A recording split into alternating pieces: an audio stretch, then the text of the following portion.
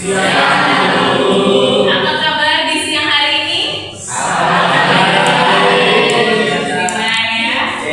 Perkenalkan, saya dosen kalian ya yang akan mengampu mata kuliah manajemen sumber daya manusia.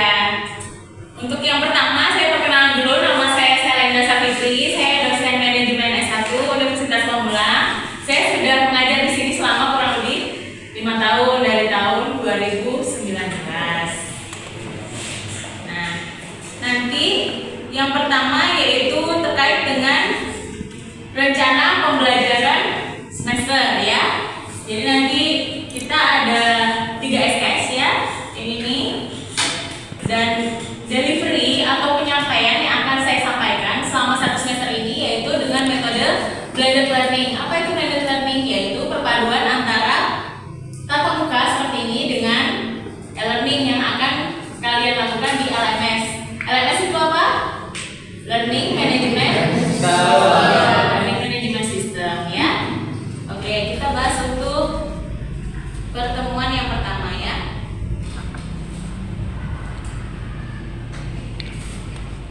Nah, di sini kalian lihat untuk yang pertama itu adalah terkait konsep dasar manajemen sumber daya manusia yang akan kita bahas pada pertemuan hari ini ya. Yang kedua ada pengertian MSDM atau peranan MSD, ada tantangan manajemen sumber daya manusia. Lalu yang pertemuan keempat ada manfaat perencanaan SDM ya. Yang kelima teknik-teknik perencanaan terkait dengan analisis jabatan ya. Yang keenam faktor yang mempengaruhi tenaga kerja. Yang ketujuh terkait dengan seleksi ya atau penempatan karyawan. Yang kedelapan yaitu pengembangan pegawai. Pertemuan ke-9 terkait dengan ruang lingkup karir ya. Yang ke-10 ada prestasi kerja, tentunya yang akan dinilai bagaimana keseluruhan hasil kerja kita ya, biasanya per tahun nanti ya. Lalu ada kompensasi yang pastinya sangat kita harapkan ya kalau bekerja. Yang ke-12 yaitu keadilan kelayakan dalam pemberian kompensasi. Pertemuan ke-13 terkait dengan motivasi. Ke-14 motivasi dalam pekerjaan dan kepemimpinan. 15 terkait dengan hubungan industrial Pancasila. 16 terkait dengan perundang-undangan atau PHK ya. 17 terkait kepuasan kerja, stres dan disiplin. 18 terkait dengan manajemen konflik. Lalu ada yang 19 hubungan serikat karyawan dan manajemen, audit personalia, dan yang terakhir ada SIM SDM. SIM SDM itu apa? Sistem Informasi Manajemen. Oke.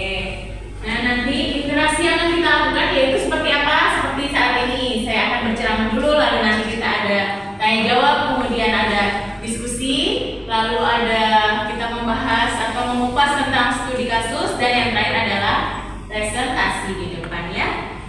Untuk mekanisme penilaian, kalau di Unpam ya, untuk asesmennya itu dimulai dari presensi. Kemudian apa lagi setelah presensi? Tugas. Lalu dan yang terakhir presentasinya berapa, masih ingat? 70. Tugasnya 20, UTS-nya 30, dan yang UAS. Jadi totalnya 100.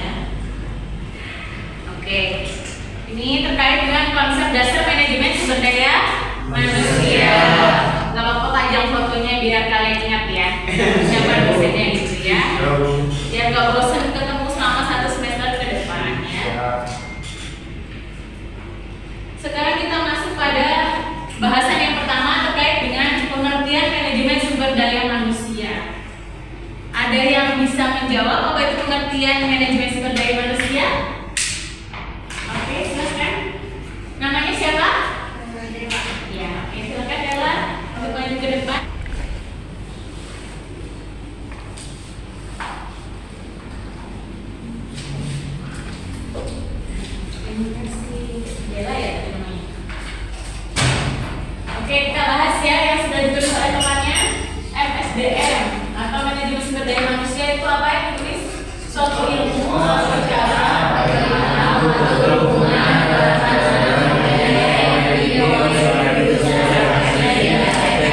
Nah, perbandingannya dengan yang di sini apa berarti? Kalau yang di sini definisinya, karena manajemen itu secara umum kan artinya itu manage berarti apa? Perencanaan, ya, mengelola dan seterusnya itu ya, sampai kepada pengarahan, kompensasi, pengintegrasian, pemeliharaan, pemutusan hubungan kerja untuk mencapai tujuan tertentu. Jadi goalnya itu mencapai tujuan tertentu ya. Sedangkan yang di sini adalah ilmu untuk mengatur hubungan, sama yaitu ada kan untuk mengatur hubungan atau mengelola hubungan ya, peranan sumber daya yang dimiliki, khususnya sumber daya manusia ya. Kalau kita pakai kata-kata sendiri, yang dimiliki oleh individu secara efektif dan efisien pada suatu organisasi atau perusahaan. Bisa didapatkan seperti itu ya. Terima kasih untuk jawabannya. Next, kita akan bahas tentang tugas manajemen sumber daya manusia. Itu kalau dilihat ada 3 ya. Yang pertama adalah fungsi manajerial, berarti dari top manajemen atau atasan, yaitu terkait dengan perencanaan ya, pengorganisasian, pengarahan sampai kepada pengendalian. Yang kedua fungsi operasional, yaitu pengadaan, pengembangan, kompensasi, integrasi, pemeliharaan sampai kepada hubungan kerja. Ya, hubungan atau pemutusan hubungan kerja. Nah, di sini ini kalau ada pemutusan hubungan kerja biasanya dalam suatu perusahaan atau organisasi biasanya dihandle oleh siapa kalau ini? ART. Iya, betul, ART. Fungsi ketiga adalah kedudukan sebagai MSDM dalam pencapaian atau tujuan organisasi perusahaan secara terpadu ya, atau secara sinkron gitu ya. Itu menurut Umar. Next, tujuan manajemen sumber daya manusia. Nah, kalau kita lihat itu apa? Yang pertama adalah memberi pertimbangan ya, kita memberi masukan ya, saran, kritik ya. Yang kedua, implementasi dan menjaga semua kebijakan serta prosedur SDM yang memungkinkan suatu organisasi untuk mencapai apa tadi? Sama seperti di awal, mencapai tujuan. Oke. Yang ketiga, membantu dalam pengembangan arah keseluruhan organisasi, termasuk strateginya ya. Jadi ada langkah-langkah khusus yang digunakan untuk pengaplikasian ya atau implikasi dalam SDM. Yang keempat itu memberi dukungan ya, dimana kondisinya akan membantu manajer ini mencapai tujuannya. Jadi ada case-case tertentu yang akan membantu mendukung dari manajer itu untuk mencapai keputusan gitu ya. Yang kelima, menangani berbagai krisis dan situasi sulit dalam hubungan antar pekerja. Misalnya kalau terjadi apa? Kalau misalnya terjadi apa ini? Krisis dan situasi sulit dalam organisasi atau perusahaan itu apa? Konflik. Iya, betul, konflik. Ya, jadi di sini. Yang keenam, menyediakan media komunikasi. Itu seperti apa kalau media komunikasi? Telepon. Media komunikasi antara pekerja dan manajemen itu biasanya menggunakan apa kalau di kantor? Pakai apa? Telepon. Apa? PAB. Iya, pesannya melalui apa biasanya? Email, betul. Selain itu melalui apa lagi? WhatsApp. WhatsApp, ya, atau grup kerja ya, atau grup kantor gitu ya. Yang ketujuh itu apa? Bertindak sebagai pemelihara atau standar organisasional. Jadi ada standar yang akan diterapkan dalam suatu organisasi ya, dimana bisa menilai manajemen SDM ya. Next ada nih, peran administrasi MSDM.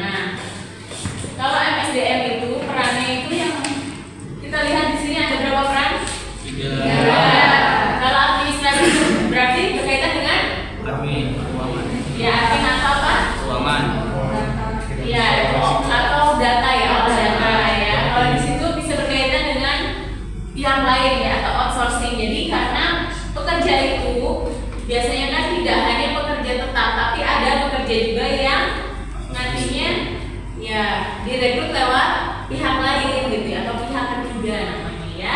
Peran administrasinya difokuskan untuk tuh tadi ya kan administrasi ada penyimpanan data ya, database gitu ya. Kemudian ada peran operasional SDM, berarti terkait dengan apa itu? Seleksi ya. So, kalau kalian lihat di situ ada lamaran pekerjaan ya kan, seleksi, wawancara sampai nanti dia diterima menjadi karyawan ya. Yang terakhir ada apa, peran apa itu? Strategis ya. Jadi sumber daya yang penting ini dapat memberikan kontribusi di mana organisasi itu bisa menyelesaikan masalah ya dan berimplikasi pada SDM-nya dalam jangka Panjang ya. gitu ya. Ya. Next. Oke, ini kita lanjutkan, ada fungsi manajemen sumber daya manusia. Yang pertama apa itu? Perencanaan. Kalau perencanaan berarti di situ apa? Kegiatan memperkirakan. Iya, kegiatan memperkirakan ya tadi sama. Perencanaan kan dari kata manajemen ya. Manajemen ya. Perencanaan. Kemudian pengorganisasian terkait dengan apa itu kegiatan? Kegiatan untuk mengatur pegawai. Ya, bagian kerja ya atau tugasnya sebagai karyawan. Nah, itu di bagian keuangan, di bagian apa lagi? SDM ya, kemudian ada yang di bagian operasional ya. Selanjutnya ada lagi di bidang pengarahan, itu berarti memberikan masukan ya, masukan. Kalau misalnya kalian juga nanti atau sudah bekerja kan biasanya sudah tahu kalau sebelum kerja biasanya ada briefing kan? Ya. Itu tujuannya untuk apa? Mengarahkan ya, mengarahkan karyawannya untuk bisa bekerja lebih baik lagi, lebih efektif ya. Kemudian ada lagi pengendalian, di mana bisa mengendalikan pegawai agar menaati peraturan. Jadi terkait dengan apa ini? Disiplin. Ya, jadi harus tepat waktu ya, harus bisa mengendalikan diri, bagaimana posisikan diri di kantor dengan di rumah gitu ya. Kita harus tetap yang namanya bekerja harus tetap apa? Profesional. Iya, profesional ya. Jadi seperti istilah apa yang namanya? Profesional tanpa batas gitu. Pengadaan berarti berisi tentang apa itu? Proses penarikan seleksi. Jadi kalau misalnya ada karyawan yang diseleksi atau dimutasi ke cabang atau wilayah lain, nanti pasti akan memerlukan suatu perencanaan gitu kan, namanya orientasi lagi. Belum tentu juga nanti di tempat yang baru itu punya yang namanya ini, yang namanya apa namanya untuk jenjang karirnya sama gitu kan. Ada juga yang mulai dari awal lagi ya. Oke, yang selanjutnya ada pengembangan, di mana itu meningkatkan keterampilan. Kalau meningkatkan keterampilan berarti kalian harus apa? Mengikuti apa? Seminar atau webinar itu. Next. Nah, ini yang paling ditunggu-tunggu yaitu kompensasi. Kompensasi. Gaji itu ya, betul, gaji. Yang ditunggu-tunggu kan kalau kerja kan kompensasi ya. Bonus ya kan, THR. Nah, itu yang paling ditunggu ya. Karena memang kita bekerja juga Dibayar. untuk apa namanya mendapatkan hasil yang lebih baik ya, satu berupa bonus gaji ya untuk hidup sehari-hari ya. Lalu ada pengintegrasian itu apa? Kegiatan untuk Mempersatukan apa itu? kepentingan. Organisasi dan kebutuhan pegawai agar tercipta kerjasama. Jadi saling bekerja sama, mengintegrasi untuk saling memberikan gitu ya. Pemeliharaan, ada maintenance yang namanya. Jadi kalau sistem itu kan ada maintenance, nah di perusahaan juga ada maintenance-nya itu. Fisik, mental kita kalau kita bekerja itu kan pasti menguras tenaga gitu ya, pikiran dan seterusnya. Jadi kalau misalnya mau seperti itu, maintenance-nya seperti apa kalau ke SDM? Diberi apa biar semangat kerja lagi, diberi apa biasanya? Penting. Apa? Iya, ya, refreshing sebentar gitu ya. Terus ini kedisiplinan tadi sempat kita bahas di PPP yang sebelumnya ya tadi. bahwa kita harus bisa mengendalikan diri, harus bisa taat dengan peraturan ya, harus bisa on time kerja dan seterusnya. Yang terakhir ada pemberhentian ya.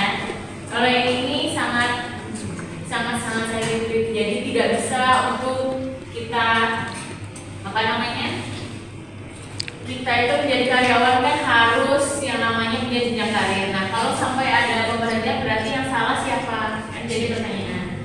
Berarti apakah yang salah di diri kita atau dari perusahaannya? Itu jadi bahan untuk introspeksi untuk diri kita ya. Next. Nah ini ada kegiatan MSDM. Sebelum saya bahas di sini, saya minta kalian berdiskusi. Ya, dibuat kelompoknya tadi yang sudah kita sepakati, ya, saling berdiskusi. Nah, saya kasih waktu untuk berdiskusi, ya. Nanti salah satu kelompok maju untuk presentasi ke depan, memberikan hasil dari apa yang sudah didiskusikan dengan teman satu kelompoknya. Ya. Ini boleh pilih di sini bebas, boleh tentang perencanaan, analisis, kesetaraan, perekrutan, pengembangan SDM ya, kompensasi, kesehatan, hubungan tenaga kerja dan guru. Boleh bebas pilih teman. Oke, silahkan berdiskusi. Saya kasih waktu. Oke, sudah? Ada yang sudah kelompok berapa? Saya kelompok 1. Oke, silahkan perwakilan dari kelompok 1 kita berdiskusi. Silahkan mau ditulis poin-poinnya dulu boleh. Baru disampaikan.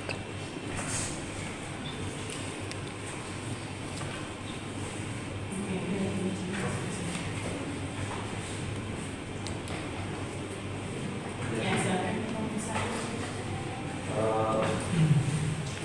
Di sini saya akan menjelaskan perusahaan ABC yaitu kenapa membutuhkan karyawan agar bisa bersaing di bidang cita rasa dan cita rasa. Ini ngambil yang sub bahasan yang mana? Yang pertama, Oke. ya, agar bisa menaikkan value perusahaannya, terus bisa menghasilkan produk-produk baru yang dari karyawan-karyawan baru.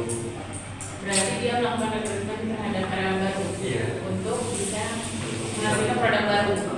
Karena yang karyawan lama kurang mungkin kurang inovasi mungkin. kurang inovasi, jadi membutuhkan karyawan baru untuk bisa mengupgrade keterampilan dari karyawan lama. Terus,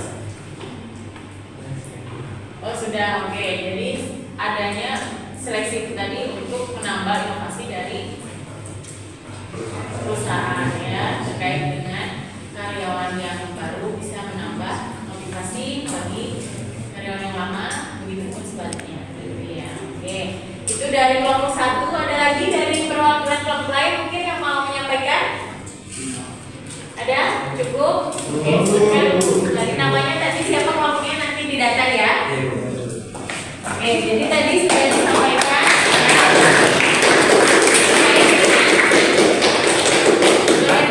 dan analisis SDM ya dari PT ABC. Mungkin ada di sini yang sharing yang sudah bekerja ya, terutama bagaimana rekrutmen di perusahaan kalian misalnya seperti itu. Sebenarnya rata-rata sama ya. Yang membedakan adalah dari kesepakatan gaji terutama ya kan, karena terkait dengan posisi tentunya ya, dan juga perusahaannya itu ya, lingkupnya apa berskala besar atau kecil gitu kan. Ya itu tadi ya.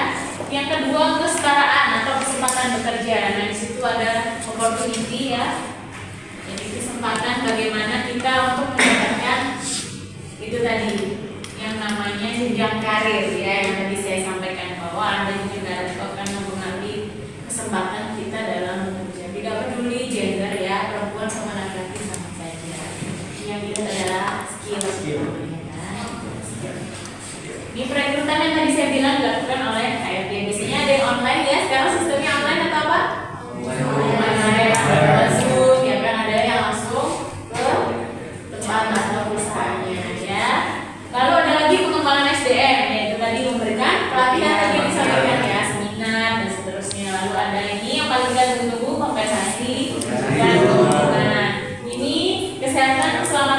ini juga pasti dinanti-nanti karena kita mengharapkan kalau kita bekerja ada juga yang cover ya kan, cover bagaimana ya BPJS ya, tentunya BPJS yang pastinya bisa tercover bagi kita sampai kita pensiun gitu kan ya. Dan terakhir ada hubungan tenaga kerja dan buruh, di mana hak-hak tenaga kerja harus diperhatikan ya. Makanya ini ada yang namanya nanti serikat kerja atau buruh ya. Next, untuk materi selanjutnya, ruang lingkup MSDM. Ada berapa itu? 10 ya. 10. Itu ada menetapkan jumlah, kualitas dan penempatan tenaga kerja yang tadi terkait dengan seleksi sampai kepada yang seleksi yang kedua. Yang ini bagaimana penempatan tenaga kerja itu nanti dibutuhkan oleh masing-masing perusahaan ya. Yang kedua itu seleksi sudah kita bahas juga penempatan. Yang ketiga program kesejahteraan tadi yang kita bahas di slide sebelumnya tadi apa? Cover BPJS ya. Terus ada lagi asuransi misalnya gitu kan. Yang keempat itu adalah meramalkan penawaran dan permintaan di masa yang akan datang. Nah ini tugasnya siapa kalau ini? HRD, bukan HRD itu lebih kepada rekrutmen ya. Tapi kalau yang ini siapa ini? Ini siapa? Siapa yang meramalkan permintaan dan penawaran? Ya betul, marketing. Jadi nanti kan akan dilakukan meeting ya di suatu organisasi atau perusahaan, dan kita akan lihat reportnya gitu kan sampai berapa jauh penawaran dan permintaan yang sudah dilaksanakan ya atau didapatkan. Yang kelima, memperkirakan keadaan perekonomian ya. Ini bagaimana keadaan perekonomian itu nanti berjalan seperti sedia kala tentunya, apalagi di zaman sekarang ini kan kondisi ekonomi seperti apa sekarang? Ya, sudah istilahnya ya kita mulai bangkit lagi gitu kan setelah terpuruk kemarin karena kondisi COVID gitu ya. Jadi sekarang ada pemulihan keadaan ekonomi tentunya. Nah, yang lebih baik lagi jika kita nanti bisa membuka lapangan pekerjaan. Ya, di sini diharapkan bisa membuka lapangan pekerjaan. Yang keenam, memonitor dengan cermat undang-undang perburuhan dan kebijaksanaan. Jadi kemudian balas jasa perusahaan yang sejenis ya. Jadi ini balas jasa yang sejenis berarti nanti kalau kita sudah ada itu tadi yang namanya reward dan punishment ya. Kalau kita sudah melakukan pekerjaan tentunya harus mendapatkan apa? Iya, reward atau bonus gitu kan. Tapi kalau kita melakukan kesalahan ya berarti mendapatkan punishment ya. Kemudian ini apa lagi? Memonitor kemajuan teknik dan perkembangan serikat buruh. Jadi bagaimana kemajuan itu nanti dapat mempengaruhi serikat buruh khususnya bagi karyawan yang ada di perusahaan atau suatu organisasi ya. Yang kedelapan, melaksanakan pendidikan, latihan dan prestasi. Jadi pendidikan itu bisa dilakukan di suatu organisasi kalau misalnya terutama di perusahaan besar ya. Kalau punya dana yang lebih gitu kan pasti akan diupgrade kemampuan dari karyawannya untuk bisa mendapatkan pendidikan yang lebih. Kalau misalnya masih di taraf SMA atau SMK biasanya dibiayai untuk bisa berkuliah gitu ya. Nah, dengan apa? Beasiswa ya dari kantor. Rewardnya itu ya. Tapi dengan catatan sini ada catatannya bahwa kita harus menggunakan penilaian prestasi kerja yang baik ya. Jadi kalau cuma belajar aja tapi kinerja kita menurun, otomatis kan akan mempengaruhi penilaian perusahaan ya. Mau diperpanjang atau tidak gitu kan. Karena apalagi sudah dibiayai yang sampai mengecewakan perusahaan gitu ya. Yang ke-9 apa? Mengatur mutasi karyawan. Ini tugas siapa kalau mutasi karyawan? Siapa? Ya, HRD. Tapi tentunya dari keputusan manajer ya. Ya, karena itu tadi kalau dimutasi itu antara dua, karena prestasinya baik atau apa? Dia buruk ya atau melakukan ya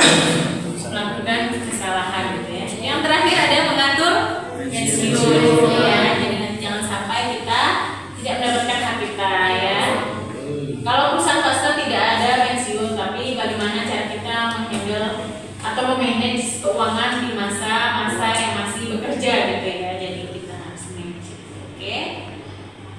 Nah, jadi kesimpulannya apa?